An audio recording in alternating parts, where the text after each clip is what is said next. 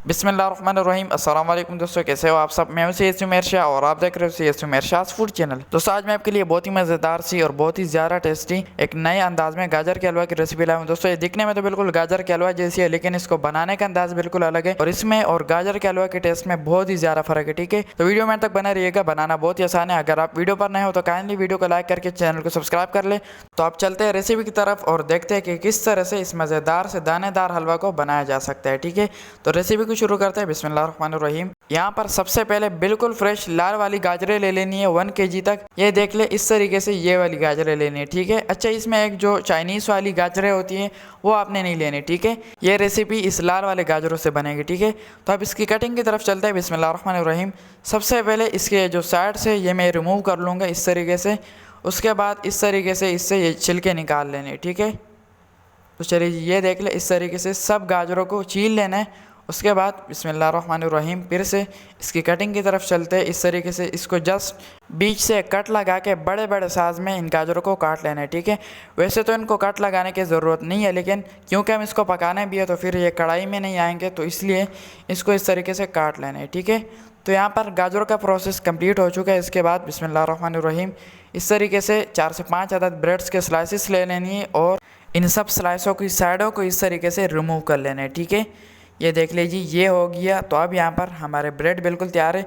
अब इसको किसी भी जूसर मशीन में या मिक्सचर में इसको पीस लेना है, इसके क्रम्स बना लेने। उसके बाद बिस्मिल्लाहिर्रहमानिर्रहीम यहाँ पर एक कढ़ाई ले लेनी है और इसमें 1 कप तक पानी का ऐड कर देना है। पानी को अच्छी तरह से गर्म कर लें। उसके बाद बिस्मिल्लाहिर्रहमानिर्रहीम जो गाजरें मैंने काटी थी बड़ी साइज़ में, इन सब गाजरों को इसमें ऐड कर देना है। ठीक है, गाजरों को ऐड करने के बाद अब इसको थोड़ा सा 5 मिनट हाई फ्लेम पर पकाएंगे। उसके बाद 5 से 7 मिनट इसको बिल्कुल लो फ्लेम पर पकाना है। ठीक है, तो इसको ऊपर से ढक लेते हैं। ठीक है, तो 10 से 12 मिनट के बाद ढक्कन हटा देते हैं और माशाल्लाह दोस्तों यहाँ पर बहुत ही मज़े की गाजरें हमारी बिल्कुल गल चुकी है। ठीक है, तो अब फ्लेम को नीचे से ऑफ कर लेना है। उसके बाद थोड़ा सा चम्मच की मदद से इसको हिला लेंगे ताकि ये मज़ीद जले ना।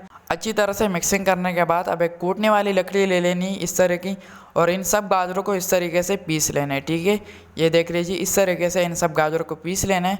तो यहाँ पर माशाल्लाह से हमारी सब गाजरें अच्छी तरह से पीस चुकी है।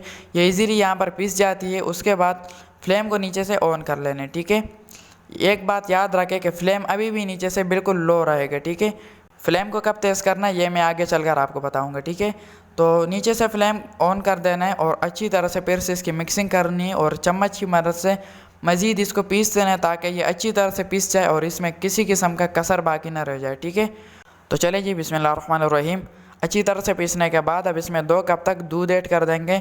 तो यहाँ पर दूध ऐड करने के बाद अब नीचे से फ्लेम को थोड़ा सा हाई कर लेंगे। ठीक है, फ्लेम को ज़्यादा हाई नहीं करना, थोड़ा सा मीडियम स्पीड पे रखना है। ठीक है, तो यहाँ पर दूध ऐड करने के बाद अच्छी तरह से इसकी मिक्सिंग करनी है। और अगर अभी तक आपने मेरे चैनल को सब्सक्राइब नहीं किया तो जल्दी से सब्सक्राइब कर ले। ये आपकी तरफ से हमारे लिए बहुत ही बड़ा इनाम होता है, बहुत ही बड़ा तोहफा होता है। आपकी तरफ से एक अपनापन होता है, जैसे कि हम एक फैमिली है। ठीक है, तो चैनल को ज़रूर से सब्सक्राइब किया करें। और तो यहाँ पर अच्छी तरह से मिक्सिंग करने के बाद बिस्मिल्लाहिर्रहमानिर्रहीम 7 से 8 चम्मच मैं यहाँ पर चीनी की ऐड कर रहा हूँ। आप लोग अपने टेस्ट के हिसाब से इसमें ऐड कर सकते हैं। ठीक है, अगर आपको कम या ज़्यादा लगे तो फिर आप अपने टेस्ट के हिसाब से इसमें एडजस्ट कर सकते हैं। ठीक है, चीनी ऐड करने के बाद अच्छी तरह से इसकी मिक्सिंग करनी है और फिर से 3 से 4 मिनट इसको पकने के लिए छोड़ देना है। ठीक है, 3 से 4 मिनट के बाद ढक्कन हटा देते हैं और माशाल्लाह यहाँ पर बहुत ही मज़े की यहाँ पर हमारी गाजरें बिल्कुल पक चुकी है। अब यहाँ पर बिस्मिल्लाहिर्रहमानिर्रहीम जो ब्रेड के स्लाइसेस मैंने शुरू में पीस दिए थे, अब इस पीसे हुए ब्रेड को इस हलवे के ऊपर इस तरीके से ऐड कर देने। ठीक है, ये मैं हाथ की मदद से इसलिए कर रहा हूँ, अगर मैं एक साथ इसको ऐड कर दूंगा तो फिर ये एक साथ एक लम्प सा बन जाएगा, एक जुड़ा हुआ रह जाएगा, तो फिर वो सही नहीं रहेगा। ठीक है, तो यहाँ पर इसको ऐड करने के बाद फिर से इसकी अच्छी तरह से मिक्सिंग करनी है और अब यहाँ पे 4 से 5 टेबल स्पून तक मैं इसमें ऑयल ऐड कर दूंगा। ठीक है, अगर आपके पास देसी घी या सादा घी है तो इसमें ऐड कर दें, नहीं तो इसमें ऑयल ऐड कर देने। ठीक है, ऑयल ऐड करने के बाद अब फिर से अच्छी तरह से इसकी मिक्सिंग करनी है और अब इसको जो है 3 से 4 मिनट बिल्कुल लो फ्लेम पर पकने के लिए छोड़ देना। ठीक है, यहाँ पर 1 से 2 मिनट हो चुके हैं। अब इसमें एक अंडा ऐड कर देना है और फिर से इसकी अच्छी तरह से मिक्सिंग करनी है और अब इसके बाद इसमें किसी किस्म का आइटम ऐड नहीं होगा। ठीक है, अंडा ऐड करने के बाद जस्ट इसको अच्छी तरह से मिक्स करना है और फिर से इसको 3 से 4 मिनट पकाई करनी है, क्योंकि हमने इसमें अंडा ऐड किया है तो इसका अच्छी तरह से पकना ज़रूरी है। ठीक है, 3 से 4 मिनट इसकी पकाई करेंगे, लेकिन बिल्कुल लो फ्लेम पर इसकी पकाई करेंगे। ठीक है, तो यहाँ पर 3 से 4 मिनट हो चुके हैं लो फ्लेम पर पकते हुए।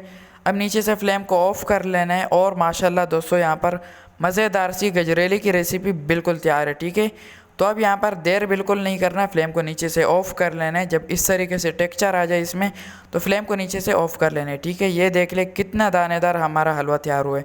तो अब फाइनल लुक की तरफ चलते हैं। बिस्मिल्लाहिर्रहमानिर्रहीम। तो माशाल्लाह माशाल्लाह दोस्तों हमारी मज़ेदार सी, खुशबूदार सी, दानेदार सी गजरेली की रेसिपी बिल्कुल तैयार है। बहुत ही आला, बहुत ही टेस्टी और बहुत ही ज़्यादा डिलीशियस लुक के साथ। तो एक बार इस हलवे को घर में ज़रूर ट्राई करना है, इंशाल्लाह सब हैरान रह जाएंगे और पूछते रह जाएंगे कि किस तरीके से आप लोगों ने ये हलवा बनाया। ठीक है, तो आज के लिए इतना ही। आई होप आपको ये मज़ेदार सी गजरेली की रेसिपी अच्छी लगी होगी। अगर ये रेसिपी अच्छी लगी हो तो इस वीडियो को लाइक करके चैनल को सब्सक्राइब कर ले और बेल आइकन के बटन पर ज़रूर से दबा दिया करो, ताकि आपको मेरी हर न्यू रेसिपी की नोटिफिकेशन सबसे पहले मिल सके। तो मेरी दुआ है अल्लाह ताला से कि अल्लाह ताला आपको सदा खुश और सलामत रखे।